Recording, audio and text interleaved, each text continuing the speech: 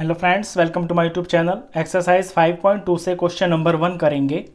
What fraction of a clockwise revolution does the hour hand of a clock turn through when it goes from 3 to 9।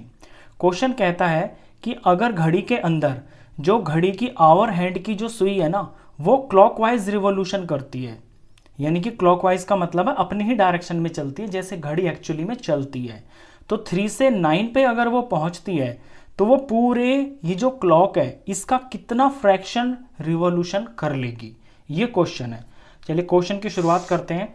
सबसे पहले जो part है वो है 3 to 9 और बात चल रही है आवर हैंड की, तो लेट सपोज यहां पे आवर हैंड होगी आपकी। पहला जो पार्ट है 3 to 9 है, तो जब 3 पे होगी आवर हैंड तो यहां पे ऐसे दिखाई देगी ये, और जब मूव करेगी क्लॉकवाइज जैसे घड़ी चलती है तो 3 से 4 पे जाएगी, 4 से 5, 5 से 6, 6 से 7, 7 से 8, 8 से 9, तो ये यहां से मूव करके और 9 पे आ जाएगी। अब आपको निकालना है इसमें रिवॉल्यूशन का जो फ्रैक्शन है ना, वो निकालना है। और फ्रैक्शन निकालने का क्या तरीका होता है, जो टोटल चीज होती है वो नीचे लिखी जाती है।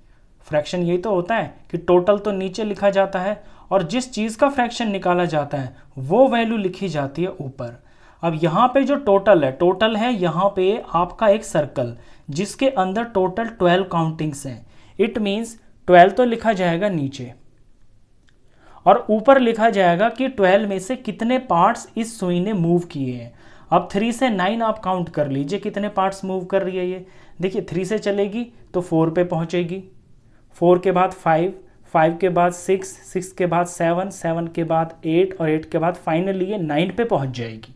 तो 12 में से कितने स्टेप्स इसने मूव किया, कितनी काउंटिंग्स मूव की हैं, 1 2 3 4 5 6, तो ये हो जाएगा 6/12।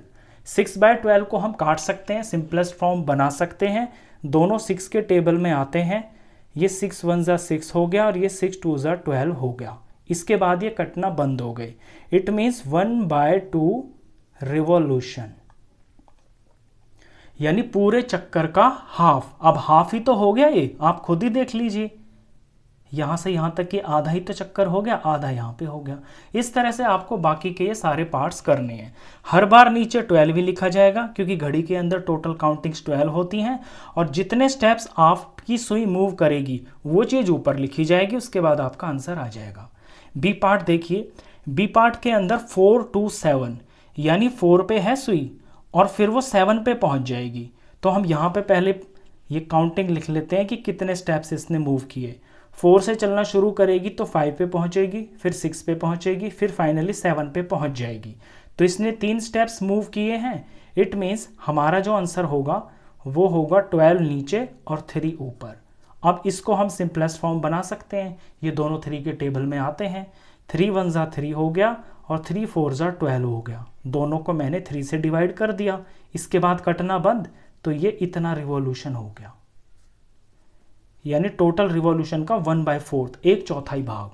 सी पार्ट देखिए, सी में 7 to 10 चलना है। इसमें आपको घड़ी की भी जरूरत नहीं है, मैंने आपको सिर्फ बना के दिखाई है समझाने के लिए। आप यहीं से काउंटिंग पता कर सकते हैं कि कितनी काउंटिंग चल रही है आपकी जो सुई है। तो 7 to 10 पहुंचना है, तो 7 से पहले 8 पे जाएगी, 8 से 9 पे जाएगी और 9 से फाइनली 10 पे चली जाएगी। तो 3 गिनती के अंदर ये 10 पे पहुंच जाएगी। तो आंसर होगा 3/12।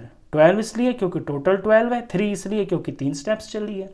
ये भी कट रहा है, इसे भी हम काट सकते हैं। 3 1 जा 3 हो गया, 3 4 जा 12 हो गया और ये हमारा रिवॉल्यूशन है, तो 3/4 रिवॉल्यूशन। डी पार्ट देखिए, 12 to 9। अब 12 to 9 चलना है और यहाँ बुक में लिखा भी हुआ है कि क्लॉकवाइज ही चलना है। ध्यान देना इस बात पे, क्लॉकवाइज का मतलब है घड़ी की तरह ही चलना है।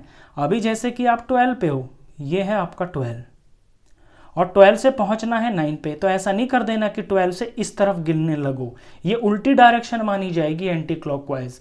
जब क्लॉकवाइज की बात करें तो जैसे कि क्लॉक चलती है 12 से पहले 1 पे जाएगी, 1 से 2 3 4 और फिर जाके वो 9 पे पहुंचेगी। तो काउंटिंग गिन लेते हैं यहाँ पे 12 से 9 पहुंचने में कितने स्टेप्स लगेंगे इसे।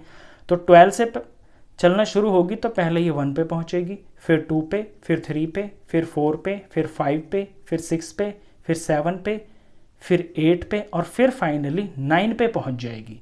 तो कितने स्टेप्स चली? 1 2 3 4 5 6 7 8 9, 9 स्टेप्स चली है। तो 9 ऊपर होगा, नीचे 12 होगा।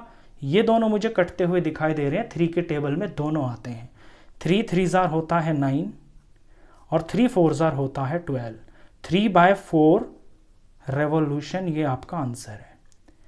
ई पार्ट देखिए, 1 to 10 चलना है तो ये 1 है और 1 से 2 3 4 5 6 7 8 9 और यहाँ 10 पे पहुँचना है। तो यहाँ लिख लेता हूँ मैं कि कहाँ कहाँ पे ये चलेगी। 1 से चलना शुरू होगी तो 2 पे पहुँचेगी, 3 फिर 4 फिर 5 फिर 6 फिर 7 फिर 8 फिर 9 और फिर फाइनली 10। तो देखिए कितने काउंटिंग चली है, 1 2 3 4 5 6 7 8 9, ये टोटल 9 काउंटिंग चली है 12 में से। तो 9/12 हो गया इसका फ्रैक्शन। सिंपलेस्ट फॉर्म कर लेते हैं इसको। ये कटता हुआ दिखाई दे रहा है मेरे को, दोनों 3 के टेबल में आते हैं ये।